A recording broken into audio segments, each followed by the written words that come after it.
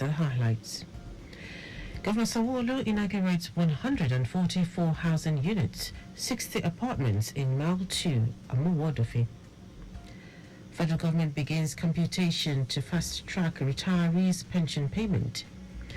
On the foreign scene, more than 120 people die in stampede at India religious event.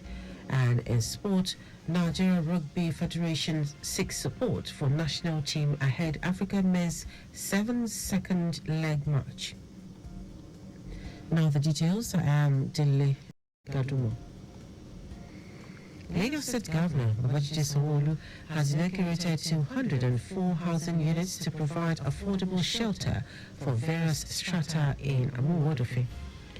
Speaking at the ceremony, Sanwo-Olu, who said the project is a symbol of hope and progress, noted that the mixed housing units will promote social inclusion, economic integration, and reduce housing deficit in the state. He stressed that bridging the gap in building deficit will help in transforming Lagos into a resilient, livable, and 21st century economy. Governor Sanwo-Olu, who called for more public-private partnership, commended the Ministry of Housing, LSDPC, and Lagos Building Investment Company, LBIC, for healthy rivalry in providing housing solutions to residents. Let me reiterate that government alone cannot solve this housing challenge in Lagos. But we will keep exploring innovative solutions. We will keep forming real, genuine partnership. But we will keep investing in sustainable development to ensure that, as possible, as humanly possible, every Lagosian that is deserving have access to decent and affordable housing needs. On his part, Managing Director, Chief Executive Officer, LBIC, Olushola Faleye, said the initiatives display Governor Sanwo-Olu's unwavering commitment towards providing affordable housing schemes. Faleye explained that the LBIC Rising Lagos Apartments occupy 60 flats, while the WGC LBIC Greater Lagos Flats house 144 apartments, including a studio. Lagos State Governor Babajide Sanwo-Olu says his administration will sustain deep, mutually beneficial, transformative relationships with financial institutions to meet the needs and yearnings of the citizens of Lagos. He says the relationship Lagos State is creating with banks is to enhance and improve the quality of life for Lagos residents, as well as improve the socio-economic situation in the country. Governor Sanwo-Olu stated this during a courtesy visit by the executive management of First Bank of Nigeria Limited, led by its new managing director and chief executive officer, Olusegun Alebioshu, at Lagos House Marina. Sanwo-Olu, who congratulated Alebioshu on his new appointment as managing director, chief executive officer, charged him to create value for shareholders and other stakeholders of the bank. Speaking earlier, Alebioshu said the bank is ready to partner with the Lagos State government on infrastructural development. The Lagos State House of Assembly has called on governors in the country to see legislators as partners in progress and development for the overall good of state. The House, which described the legislature as the bedrock of democracy, further called on the National Assembly to criminalize any action that violates the independence of the Parliament. It passed the resolutions in commemoration of the 2024 edition of the International Day of Parliamentarians, celebrated on June 30. The House urged Governor Babajide Sanwo-Olu to recognize past speakers of the Lagos Assembly for their contributions to the state's growth and development. The Speaker, Mudashiru Obasa, noted that without the Parliament, there is no democracy, highlighting the institution's crucial role in governance through lawmaking motions and resolutions.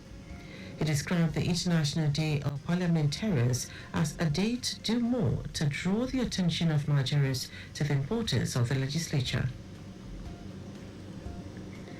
Lagos State government has restated its commitment to create an economy where investment is real and ensure ease of doing business. social stability for both local and foreign investors. Commissioner for Commerce, Cooperatives, Trade and Investment, Folashade Ambrose Medebem, stated this during a press briefing on the year 2024 annual celebration of the International Day of Cooperatives in Lagos State, with the theme, Cooperatives, Building a Better Future for All.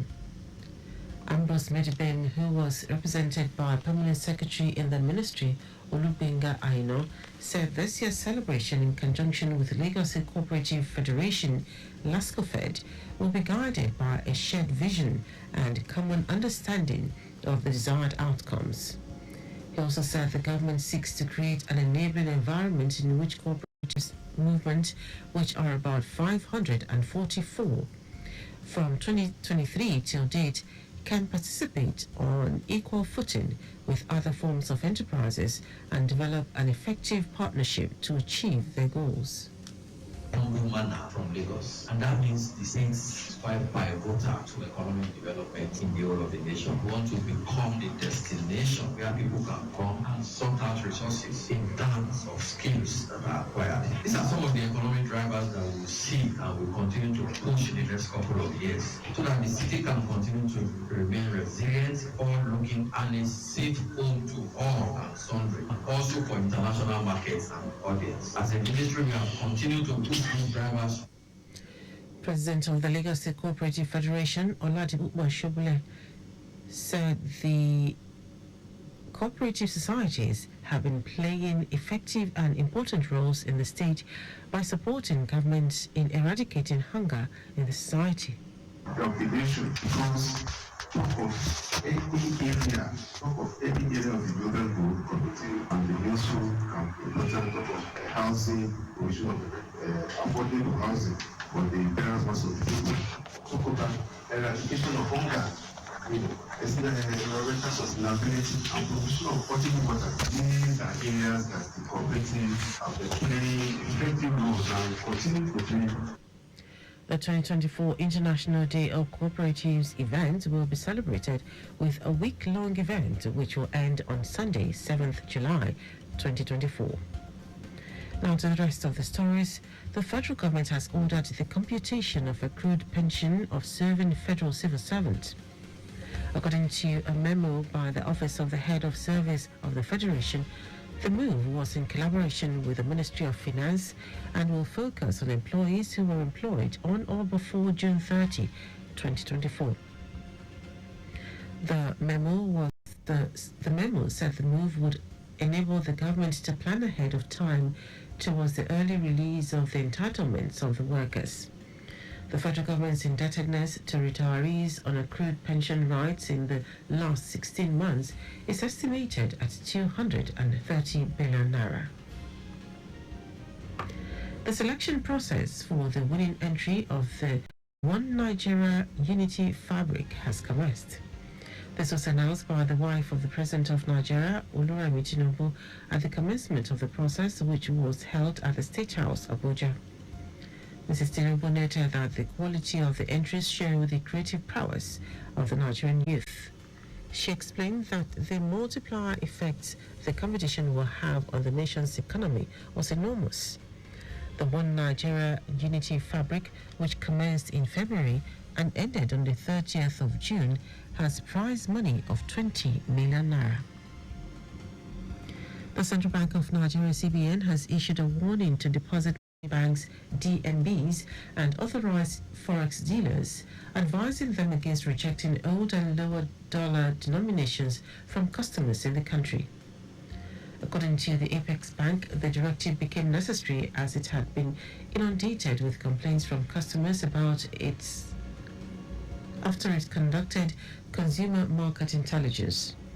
CBN's acting director, Currency Operations Department, Olayemi Sholaja, said the regulator frowned at this selective acceptance of deposit and that all relevant parties comply accordingly.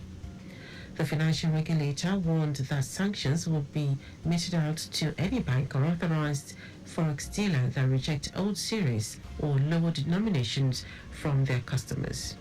The CBN The CBN had issued directives in 2021 instructing forex dealers and deposit money banks to stop refusing old dollar bills and denominations. The Apex Bank also warned authorized dealers from stamping or defacing dollar bills as it would fail the authentication test during processing and sorting. Now to foreign news. At least 121 people have been killed in a crush at a religious gathering in northern India. The incident took place at a Hindu religious event in Hathras district in Uttar Pradesh state. The victims, including a large number of women and some children, are still being identified. It is not yet clear what led to the stampede, but witnesses said the exit was too narrow, and when people were leaving, a fierce dust storm led to confusion and panic, causing many people to become trampled. Accidents are routinely reported at religious events in India as huge crowds gather in tight spaces with little adherence to safety measures. In 2018, around 60 people were killed after a train rammed into a crowd watching celebrations for Dashera, a Hindu festival. In 2013, a crash at a Hindu festival in the central state of Madhya Pradesh had killed 115 people. Now, sport. The Nigeria Rugby Federation is drumming support for the men's national team, the Stallions, ahead of the Africa Men's Sevens 2024 second leg taking place in Mauritius from July 6 to 7. Fielding a young team without their two captains, the Stallions lost all three matches in the pool in the first leg before rounding off the first leg with a win over Tunisia on June 30 to finish 10th in the 12-game standings. The team is expected to build on that momentum in the second leg. The first leg ran from June 29 to 30, with Nigeria losing all three Pool A matches to Kenya, Madagascar, and Mauritius. And that is our news at 10. Just before we go, maintain adequate distance from the vehicle ahead of you to avoid collision. You can follow us and like all our various social media platforms: X Traffic Radio 961, Facebook Lagos Traffic Radio 96.1 FM, Instagram Lagos Traffic Radio 961. Subscribe and watch our news and programs live on YouTube at Traffic Radio 961. You can also visit our website at trafficradio961.ng. Did you know that the Sowolo administration deployed traffic lights and CCTV cameras in strategic places in the state? You can get more details on the Lagos State Government website. To end the news are the highlights of the major stories. Lagos State Governor Babajide Sanwo-Olu has inaugurated 204 housing units to provide affordable shelter for various strata in Amuwodofe. The federal government has ordered the computation of accrued pension of serving federal civil servants. We also told you that at least 121 people have been killed in a crash at a religious gathering in northern India. And in sport, the Nigeria Rugby Federation is drumming support for the men's national team, the Stallions, ahead of the Africa Men's Sevens 2024 second leg taking place in Mauritius from July 6 till 7. For contact with the newsroom, send a message to info@trafficradio961.ng. That is the news broadcast compiled by Abiola Fagbolago. I am Dele Agadumo. Good morning. Thank you for listening.